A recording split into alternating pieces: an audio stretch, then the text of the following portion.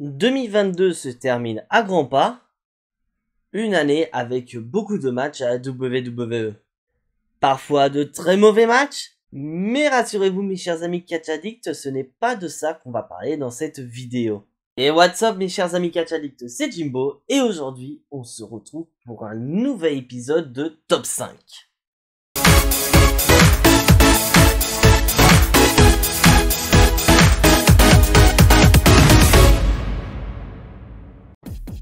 Alors pour ce top 5, j'ai décidé de m'attaquer au plus beau match.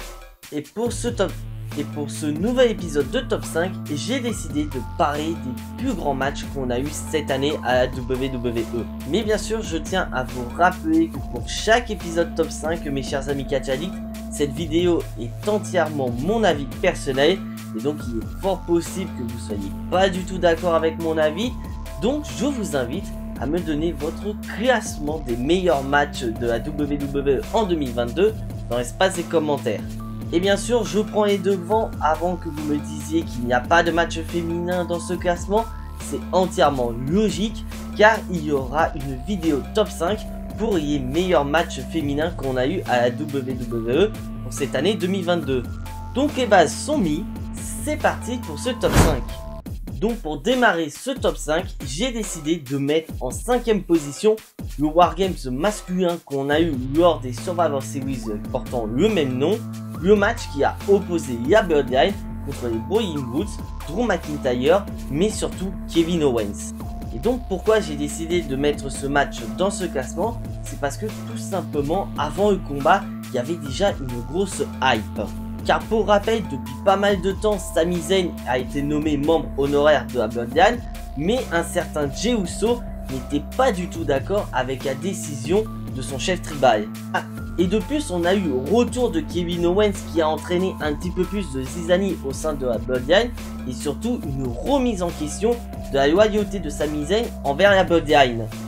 Et donc rien qu'avant le combat, on se demandait vers quel camp allait battre le cœur de Sami Zayn. Est-ce que ce dernier allait trahir la Bloodline pour rejoindre son meilleur ami de toujours Kevin Owens, ou tout simplement trahir son meilleur ami de toujours pour se joindre corps et âme à sa nouvelle famille qu'est la Bloodline? Et donc bien sûr on a eu cette confrontation entre Sami Zayn et Kevin Owens, et c'est là où on se demandait vers quel camp va battre le cœur de Sami Zayn. Et Sami Zayn va prendre rapidement sa décision car il va porter un coup dans les boules à papa de Kevin Owens, permettant à la Bloodline de remporter le combat. Et donc grâce à cette action, Sami Zayn a été reconnu par tous et principalement par Jey Uso en tant que membre à part entière de la Bloodline, laissant supposer que du bon pour 2023 pour la Bloodline et plus précisément Sami Zayn. Et d'ailleurs je vous annonce mes chers amis catch addicts que je vous prépare une petite vidéo théorie par rapport à Sami Zayn et la Bloodline, ce qui pourrait arriver en 2023 pour eux. Et en 4ème position de ce top 5, j'ai décidé de mettre le match entre Drew McIntyre et Roman Reigns qui a eu lieu pas très loin de chez nous au Pays de Galles lors du pay-per-view Clash at the Castle. Car déjà dans un premier temps j'étais hyper hypé de ce match entre Drew McIntyre et Roman Reigns que j'attendais depuis pas mal de temps, car Drew McIntyre entre deux est passé de Raw à SmackDown, laissant supposer qu'à un moment donné Drew McIntyre et Roman Reigns allaient s'affronter pour le titre de champion. Et d'ailleurs on a failli avoir cette confrontation en début d'année, sauf que Drew McIntyre s'est blessé et malheureusement Drew McIntyre n'a pas eu cette opportunité, mais on a eu cette confrontation entre Roman Reigns et Seth Rollins, et ça j'en parlerai pas davantage, et laissant supposer à quel moment Drew McIntyre allait avoir sa fameuse opportunité contre Roman Reigns. Et surtout on commençait à avoir des petits pics entre Roman Reigns et Drew McIntyre lors de WrestleMania Backlash où Drew McIntyre a fait équipe avec Arkebo, donc Matt Riddle et Randy Orton pour faire face à la Bloodline. Et en plus Drew McIntyre a remporté un match face à Sheamus pour être ce fameux challenger numéro 1 face à Roman Reigns lors de Clash at the Castle. Et quoi que de mieux que Drew McIntyre pour représenter l'Europe face à Roman Reigns pour un pay-per-view qui a eu lieu en Europe. Et de ce fait que le pay-per-view a lieu en Europe, tout le monde était à fond derrière Roman Reigns. C'était vraiment le moment où on se dit Drew McIntyre va battre Roman Reigns, il va avoir le public qui sera à fond derrière lui et il y aura son fameux moment de commémoration avec le public. Ce moment qui n'a pas eu à WrestleMania 36 après avoir battu Brock Lesnar parce que malheureusement le Covid a fait son apparition et WrestleMania 36 a eu lieu au Performance Center, privant malheureusement Drew McIntyre de son moment de gloire. Et ce match, franchement, il t'a coupé le souffle où on se dit que Drew McIntyre est sur le point de devenir le nouveau champion incontesté, sauf que malheureusement Roman Reigns se dégage. Et pareil pour Drew McIntyre, on pense que Roman Reigns va le battre, sauf que Drew McIntyre, il y a eu le public derrière lui, ce public qui lui donne l'énergie nécessaire pour se relever, et Drew McIntyre trouve le moyen de se relever pour faire face au champion. Et malheureusement, il y a cette fin de match que je trouve plutôt moyen, qui fait perdre quelques points au match. C'est bien sûr l'intervention de Solo Sikoa qui vient sauver son cousin et donner la victoire à Roman Reigns.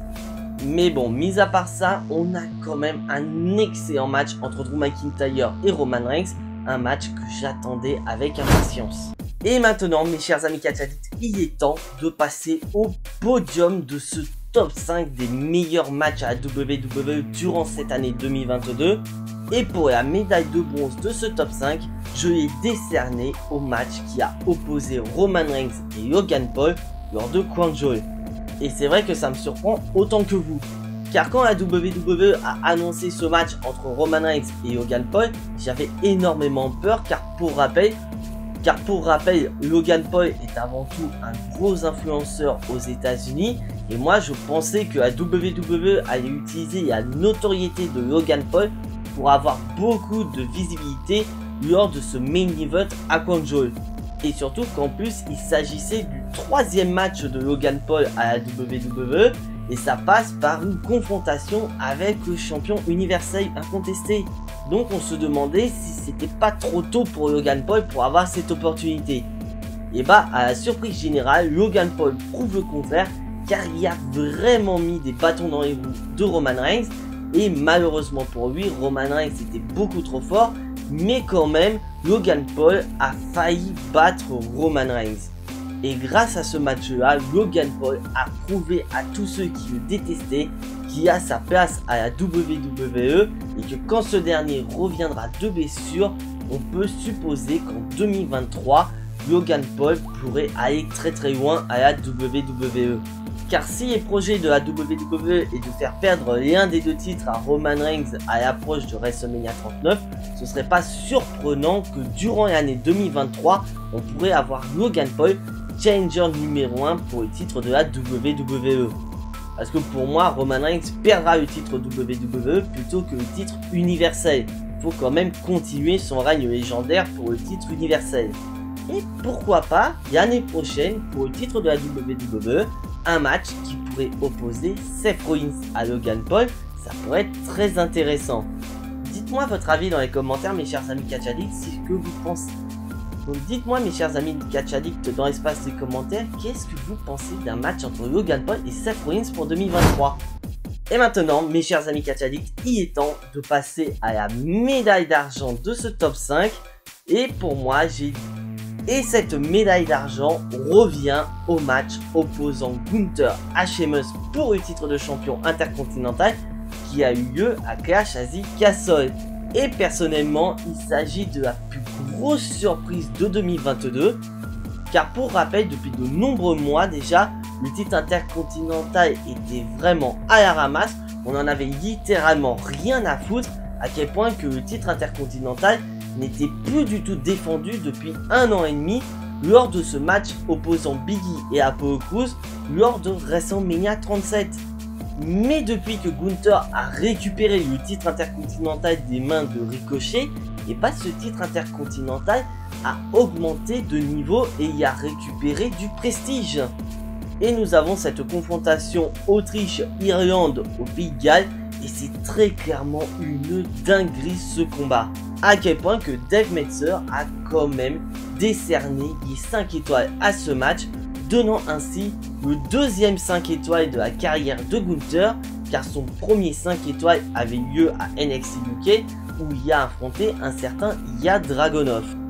Et pour être honnête avec vous, l'année dernière, je m'attendais pas à dire qu'en 2022, on allait avoir un match pour le titre intercontinental parmi les meilleurs matchs de 2022 à la WWE, mais surtout un match pour le titre intercontinental qui allait récupérer un 5 étoiles. Parce que l'année dernière, on avait littéralement rien à foutre du titre intercontinental. Comme quoi, le titre intercontinental revient quand même de très loin. Donc avant de passer au numéro 1 de ce classement, on va faire un arrêt pour une mention honorable. Et pour cette mention honorable, j'ai décidé de la décerner au match qui a opposé Roman Reigns et Brock Lesnar au SummerSlam. Et franchement, pour être honnête avec vous, mes chers amis catchadites, quand la WWE a annoncé ce match entre Brock Lesnar et Roman Reigns, je me suis dit une chose. Putain, WWE, pourquoi vous nous avez encore pondu un match entre Brock Lesnar et Roman Reigns alors que les mecs, vous nous avez quand même saoulé avec eux pour la route vers WrestleMania? Et bien que vous ayez mis une stipulation qui reste quand même assez étonnante parce qu'avant ce combat, il y avait juste le match entre les deux au Goddess Royal Rumble qui avait une stipulation, c'était un stick cage match. Donc rajouter un last man standing match entre les deux allait probablement mettre du piment dans cette rivalité. Et sans oublier aux fans que c'est encore une nouvelle confrontation Brock Lesnar-Roman Reigns pour cette année 2022. Et pour être honnête avec vous, mes chers amis catchadites, je le dis haut et fort, il s'agit pour moi du meilleur match Brock Lesnar contre Roman Reigns qu'on a eu à la WWE depuis que ces deux-là se sont affrontés pour la première fois. C'était en 2015 lors du main event de WrestleMania 31. Et bordel, c'est quoi cette classe de voir Roman Reigns qui récupère le micro comme ça de Brock Lesnar sans gêne. Et surtout que le Last Man Standing match est incroyable, il est vraiment utilisé comme il se doit, avec notamment Brock Lesnar qui va utiliser son tracteur pour soulever le ring et faire des rouillés-bouillés à Roman Reigns. Et bien sûr, bien que Brock Lesnar a tenté d'être original, Roman Reigns est quand même resté très fort et il a conservé son titre de champion universel incontesté. Mais après voilà, je mets une petite parenthèse à Brock Lesnar car franchement c'est le meilleur Brock Lesnar qu'on a eu cette année par rapport aux autres années. On a affaire vraiment à un Brock Lesnar qui s'est réinventé, qui est devenu face, qui a un tout nouveau look et un Brock Lesnar qui parle. Franchement j'ai adoré ce Brock Lesnar. Un Brock Lesnar qui a quand même été présent pas mal de fois lors de cette année 2022. Il est sans supposer que Brock Lesnar, je n'ai jamais vu aussi souvent cette année 2022 que les années précédentes à la WWE. Peut-être qu'il sera de plus en plus présent pour 2023.